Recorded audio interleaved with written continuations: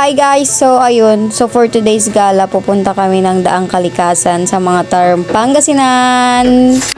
Kadwak agito'y friend ko. Oh, yan, si Diane, Rizame at Joanna.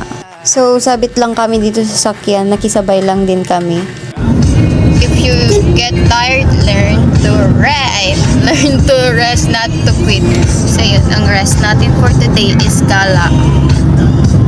So ayan, nandito na kami sa Aguilar, Pangasinan. Yan po yung church nila. At dahil malakas ang aking amat, nagpatugtog ako ng Ilocano songs. Oh, taray. Agsing-sing pat kanto, nawawanak to. Nagmadibe, di boses, tagalas. For the go!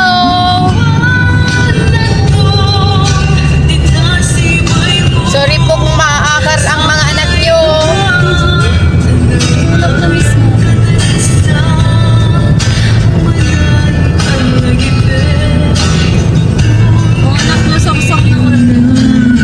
Ang saklap guys, sarado ang Daang Kalikasan. Kaya, hindi kami matutuloy. Oh, sakit-sakit. Umasa pa naman kaming apat. Second picture pa yun. Sakit. So, ayun, nagsuggest sila sa Daang Katutubo na lang daw kami dun sa Aguilar, Pangasinan. Pero bago dyan, pupunta muna kami ng Agkapita. So, ayun. Oh, sana all may jowa. For the vlog. Taray nung mga kasama ko guys, ang sexy nila. Oh, taray. Sana all. Syempre, hindi tayo papatalo. Oh, pak. Lakad-lakad ka sis. Ganito po yung daanan nila, Dayan. Pupunta sa bahay nila. Yan. Pero walang ganyan o daanan na ganyan. May paturo-turo pa si auntie mo. Oh. Hindi ko alam kung anong tinuturo. Oh, pak. Sabi ko tama na. Nakakaya. Oh, tama na nga.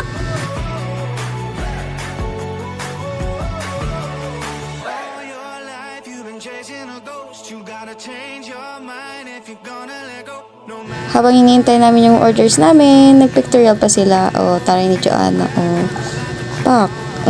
Taray, next, Rizame. Birthday niya daw kasi, kaya mag-photoshoot siya. So, yun, shoutout po sa magjowa. Sana all po, stay strong. At, syempre, hindi ako papatalo. Kailangan, may video din ako dyan. O, tara. Pero, ang takot yarn. At ito na nga ang aking kasiyahan, ang iced coffee. Next destination is Daang Katutubo.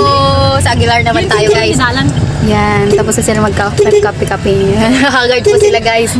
For the haggard. At dahil nakagard po tayo, kailangan nating mag-retouch. At dito po pupunta yung Daang Katutubo at yung sinasabi nilang Mapita View Deck. Ayan na, guys. Maaraw na.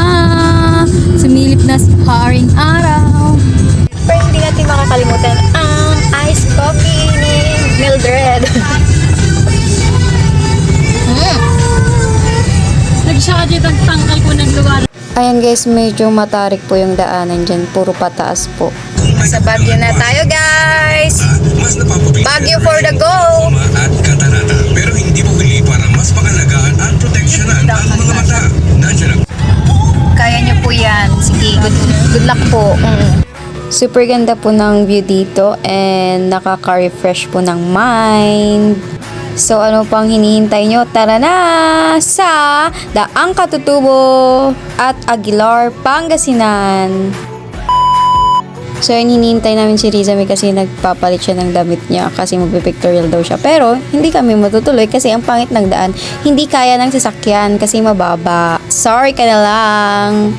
At syempre tamad kaming maglakad. Ang ginawa na lang namin ay naghanap na lang kami ng magandang spot para sa photoshoot niya. So yun guys, yung nakikita yung mga solar na pinupost sa Facebook. Diyan po sila nakalagay. Oh, ang dami niyan. So ayun, ito yung nahanap naming spot para sa photoshoot ni Madam Glenda.